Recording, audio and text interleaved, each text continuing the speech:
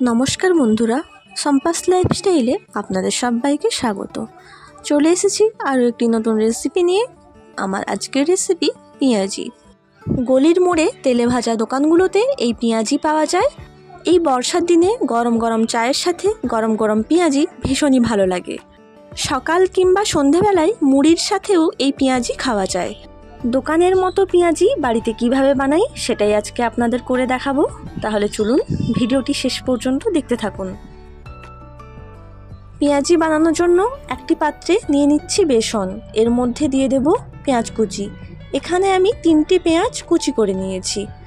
এবার এর মধ্যে দেব কুচনো কাঁচা লঙ্কা, আর দিচ্ছি হাফ চামচ লবণ আর 1 চিমটে বেকিং সোডা, দিচ্ছি হাফ চামচ লঙ্কা গুঁড়ো। এবার অল্প অল্প জল দিয়ে বেসনটিকে মাখিয়ে নেব।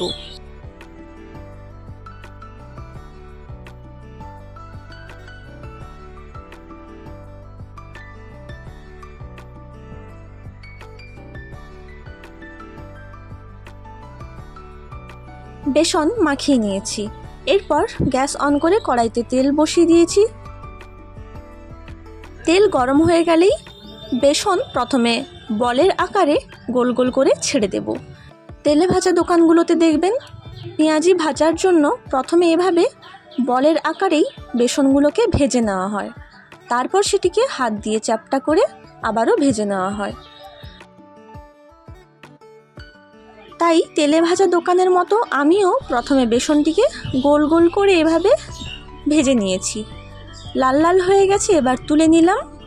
আর ততক্ষণে বাকিগুলোও ঠিক এভাবেই ভেজে নেব। এগুলো নামিয়ে নেওয়ার পর গরম থাকা অবস্থাতেই হাত দিয়ে চ্যাপ্টা করে নিতে হবে। আর হাত দিয়ে যদি না পারেন তাহলে বাটির সাহায্যেও চ্যাপ্টা করে নিতে পারেন।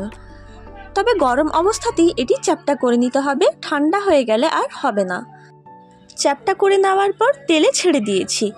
তেলে ভাজার সময় গ্যাসের ফ্লেমটা লোতে রাখতে হবে, না হলে বাইরেটা ভালো করে ভাজা হয়ে গেলেও ভেতরটা কাঁচা রয়ে যেতে পারে। তাই লো ফ্লেমেই পেঁয়াজিগুলো ভেজে নেব। তো এই পেঁয়াজিটা ভাজা হয়ে গেছে, এটিকে তুলে নিচ্ছি।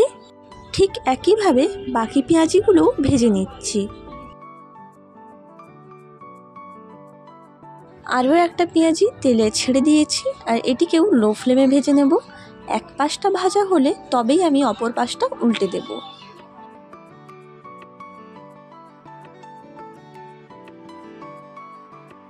পেঁয়াজি ভাজা হয়ে গেছে, এবার এটিকেও তুলে নিচ্ছি।